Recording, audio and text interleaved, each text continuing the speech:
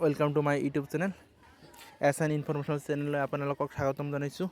आपलोकर मजत और eight video आनिছোঁ।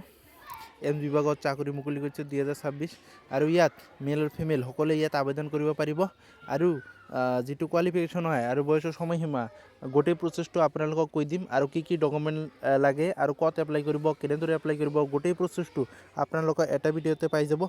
यदि आपलोके এতিয়ালৈকে আপোনালোকে চেনেলটো ছাবস্ক্ৰাইব কৰা নাই কিয়নো কৰি ল'ব, কিয় আপোনালোকৰ সুবিধাৰ কাৰণে কৈ আছোঁ। আৰু ইয়াত অসমৰ সকলো ল'ৰা ছোৱালীৰ বাবে চাকৰি মুকলি কৰিছে। অসমৰ সকলো ল'ৰা ছোৱালী ইয়াত আবেদন কৰিব পাৰিব। আৰু এটা কথা, আপোনালোকে যদি মানে ফুল অথবা সম্পূৰ্ণ ভিডিঅ'টো চাই থাকে তেনেহ'লে আপোনালোকে পাই যাব ক'ত কেনেকৈ এপ্লাই কৰিব। এতিয়া চাওক হ'ব বাবে আৰু এটা ইনফৰমেশ্যন ভিডিঅ' আনিছোঁ। আপোনালোকে যদি মোৰ ভিডিঅ'টো ফাৰ্ষ্ট টাইমৰ কাৰণে চাই আছে আৰু চেনেলটো ছাবস্ক্ৰাইব কৰি লোৱা নাই, ছাবস্ক্ৰাইব কৰি ল'ব, কিয়নো ডেইলি এটা দুটা আপোনালোকৰ ইনফৰমেশ্যন ভিডিঅ' দিয়ে থাকোঁ, আপডেট দিয়ে থাকোঁ। আৰু ইয়াত কৈছে কোনটো বিভাগৰ চাকৰি হয় আৰু কেনেকৈ এপ্লাই কৰিব, ক'ত এপ্লাই কৰিব আৰু শিক্ষাগত অৰ্হতা আৰু বয়সৰ সময়সীমা গোটেই প্ৰচেছটো এটা ভিডিঅ'তে আপোনালোকক দেখুৱাম। আপোনালোকে ভিডিঅ'টো শেষলৈ চাই থাকিব। ইয়াত দেখা এমছ ৰিক্ৰুটমেণ্ট 2026 নটিফিকেশ্যন আউট নো এক্সাম ডাইৰেক্ট ইণ্টাৰভিউ হ'ব।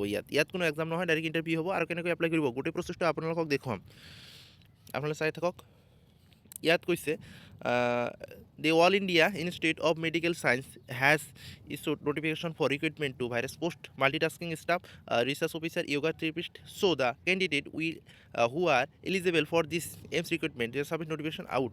ইয়াত কোনো এক্সাম নহয় আৰু ইয়াত কৈছে ডাইৰেক্ট কি হ'ব ইণ্টাৰভিউ, তাৰপিছত আপোনালোকে মেৰিট লিষ্ট দিব, জইন হৈ যাব। ইয়াত কৈছে আপোনালোকক গোটেই প্ৰচেছটো আৰু দেখুৱাইছোঁ। আপোনালোকে চাই থাকক, সম্পূৰ্ণ শেষলৈ ভিডিঅ'টো চাই থাকিব লাগিব, কিয়নো কেনেকৈ এপ্লাই কৰিব সেইটো মই কৈ দিম। আপোনালোকে দেখা এমছ ৰিক্ৰুটমেণ্ট যে সাবমিট নটিফিকেশ্যন আউট নো এক্সাম ডাইৰেক্ট ইণ্টাৰভিউ ডিটেইলছ ইয়াত আছে। ইয়াত যিটো অৰ্গেনাইজেশ্যন নেম হয় all India Institute of Medical science এইমছৰ ফালৰ পৰা এইটো দিছে, স্বাস্থ্য বিভাগৰ চাকৰি হয়। আৰু যিটো পোষ্ট নেম আছে MTS ৰিচাৰ্চ অফিচাৰ আৰু yoga therapist। আৰু ইয়াত কৈছে নেম অফ পোষ্টটো ইয়াত মেনশ্যন কৰি দিয়া নাই। আপোনালোকে লিংকটো দিম, লিংকত ক্লিক কৰি আপোনালোকে অফিচিয়েল যিটো নটিফিকেশ্যন আছে তাত গৈ আপোনালোকে দেখিব পাৰিব। আৰু যিটো এপ্লাই ষ্টাৰ্ট 10 জানুৱাৰীৰ পৰা ষ্টাৰ্ট হৈছে আৰু এপ্লাই যিটো লাষ্ট ডেট হয় 25 জানুৱাৰীলৈকে আপোনালোকে সেইটো আবেদন কৰিব পাৰিব। আৰু যিটো ইণ্টাৰভিউ ডেট হয় 30 জানুৱাৰীলৈকে আপোনালোকে যে ইণ্টাৰভিউ যিটো ডেট হয় 30 জানুৱাৰী ইণ্টাৰভিউ হ'ব 2026। আৰু এপ্লাই মোডটো বাই ইমেইল আই ডি ইয়াত ইমেইলটো দিয়া আছে। এই ইমেইলৰ যোগেদি আপোনালোকে এপ্লাই কৰিব লাগিব। এপ্লাই মোডটো অনলাইনৰ যোগেদি নহয়, ইমেইলৰ যোগেদি কৰিব লাগিব। ইয়াত দি দিছে ইমেইলটো দি দিছে, আপোনালোকে চাব পাৰে। ৰ'ব ইয়াত আৰু কৈ দি আছোঁ।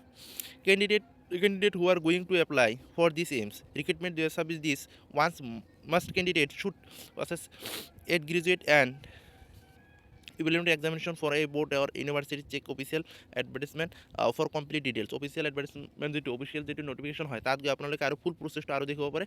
ইয়াত যিবিলাক মেইন পইণ্ট সেইবিলাক ইয়াত তুলি দিয়া আছে। আৰু এমছ যিটো ভাৰতী এছ লিমিটেড হয় অন 1/1/2026 ইয়াত এপ্লিকেণ্ট এজ মিনিমাম 18ৰ পৰা মেক্সিমাম 45 বছৰলৈকে। সেইটো আপোনালোকৰ যদি বয়স কি আছে 18ৰ পৰা 45 বছৰৰ ভিতৰত আছে অথবা 18ৰ পৰা 45 বছৰৰ ভিতৰতে 18ৰ পৰা 45 বছৰ যদি হৈছে তেনেহ'লে আপোনালোকে সেই পোষ্টত এপ্লাই কৰিব পাৰিব। আৰু এই যিটো ৰিলেক্সেশ্যন হয় SC ST OBC কেণ্ডিডেটৰ কাৰণে সেইটো আপোনালোকক 5 বছৰ আছে SC STৰ কাৰণে, আৰু OBCৰ কাৰণে 3 বছৰ আছে। আৰু ইয়াত লিখা আছে এমছ ভেকেঞ্চি ডিটেইলছ মাল্টিটাস্কিং। ইয়াত কি আছে বিভাগ 3টা আছে। স্বাস্থ্য বিভাগৰ ফালৰ পৰা যিটো মানে চাকৰি মুকলি কৰি দিছে ইয়াত, আৰু ইয়াৰ ভিতৰত কি আছে 3টা বিভাগ আছে। MTS আছে, MTS আছে, ৰিচাৰ্চ অফিচাৰ আছে, yoga therapist আছে। আৰু who can apply for the AIIMS vacancy 2026 all India job হয়, মেল এণ্ড ফিমেল সকলোৱে ইয়াত আবেদন কৰিব পাৰিব।